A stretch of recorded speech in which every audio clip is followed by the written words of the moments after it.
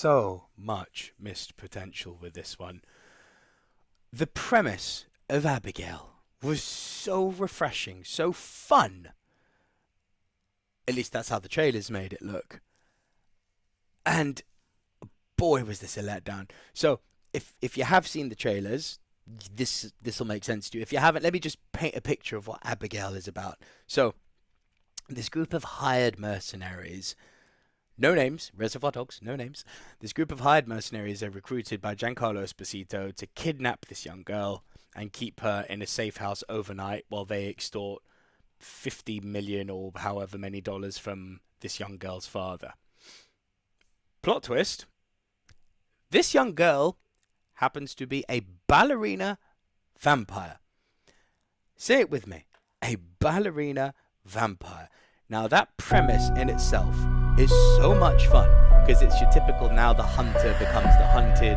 The fact that these people get trapped in this safe house with her overnight and they're trying to survive a night house and they're being hunted by this vicious You all came, highly recommended. Little ballerina vampire. You know the rules. Such a No great real names, concept no at its backstory. core. And that's where the movie No kind of falls off a cliff because what the trailer showed versus what we got in the movie didn't land. Here's what I mean. So the first half of this movie, it's very cool. It's very cool. It's almost like it's very Usual Suspects Kaiser Soze in a way because you find out that the father of this young girl is this vicious gangster, again, kind of like a Kaiser Soze, and he's got this henchman called Valdez who's known for brutalizing the victims, you know, the targets of this Lazar gangster. You know, he's a myth, just like that. He's gone very Kaiser Soze. And here's where the movie missed out, because unfortunately, this initial premise is really, really fun. But because we've seen the trailers, most of us have, I mean, if you've gone in to see this movie, it's because you've seen the trailer, most likely. But because we've seen the trailer, we know that there's no Valdez. We know that it's the little girl vampire. We know what's coming. And I think this is where they missed an opportunity, because it's clearly inspired by things like From Dusk Till Dawn, which one moment it's one type of movie, a gangster movie, in the case of From Dusk Till Dawn, and then all of a sudden, out of nowhere, there's freaking vampires in a strip bar, which worked brilliantly back in the 90s. And this film very much is of that same ilk. It's like one moment it's a kidnapping story, and then out of nowhere, it's a freaking vampire movie. I mean, the premise is so good. I loved it. But do you have any kids? I have a little boy. Initial See you in 24 hours. Do you know what a pinky promise is?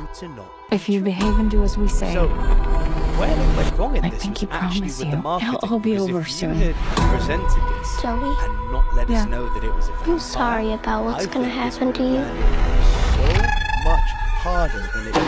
Because What it the would fuck? All of this initial We gotta get out of exposition here. where the characters are talking about this legendary I think she knows something. Guys, just please get on with it. Here's where the other problems come in, because the vampire scenes are so badly conceived. Two of the 6 or 7 characters, 2 or 3 are like instantaneous death.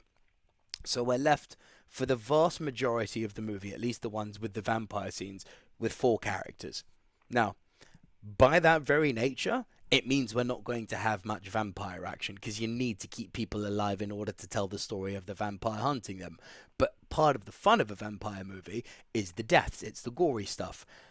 And though there is copious amounts of blood in this, it all becomes a bit visual noise, because with only 4 characters to play with for the vampire to have fun with, it does get drawn out quite a bit. And here's the thing, right? The character decision making, in terms the characters and the decisions they make in relation to how to handle this little murder ballerina are so stupid. It's literally like your atypical jump scare 90s horror stuff, and it really let the movie down. So one moment it's like, let's all go after her. And they get smashed. Stakes through the legs, beaten up, but no one dies. So they all retreat. Quite why little ballerina girl doesn't follow them is a bit of plot armor, but she does explain, I like to play with my food, which is fine. But then after having been decimated as a group, then their brilliant idea is, the tried and tested, let's split up. And it's like, oh god, we're going down this route, are we? You split up, things go wrong, and it's just copy and paste like that. It's like, we see the vampire, she kicks her ass, and we retreat. Let's go find her again. She kicks our ass again. No one dies. We retreat. And then finally we get to some more gory stuff, and there's some relatively fun vampire lore thrown in at the end. But it feels like such missed opportunity from start to end, and that's what I think. Because Shit, the we gotta get out of marketing here.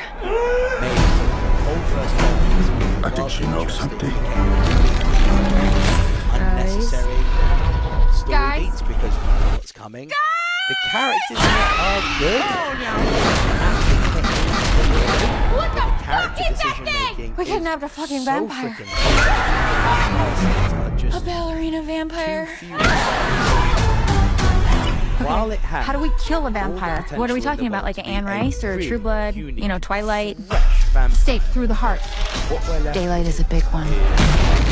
just All right, poor decision let's go making, kill us a fucking one-dimensional vampire. characters, Ready? very, very light vampire action, and yeah, ultimately it all became very predictable, which breaks my heart to say because this was one of the movies I was most looking forward to, but I can't give Abigail anything more than a 4.5 out of 10. I just can't. Should have been better. This should have been at minimum a 6.5 out of 10 based on the premise alone. But a good premise, this movie has shown that a really good premise, if mixed with bad writing and a misjudged, not bad, but misjudged marketing campaign, it just makes the movie come crashing back down to earth, man. I wanted to love it, but I didn't. What do you guys all think of Abigail? Let me know your thoughts in your comments down below. There should be another video up here for you to watch from the review yesterday and a subscribe button down here. So if movies are your jam, please do subscribe to the channel, like the video if you haven't done so already. And we'll see you right here on the channel for more movie reviews. We'll catch you soon, guys. Bye for now.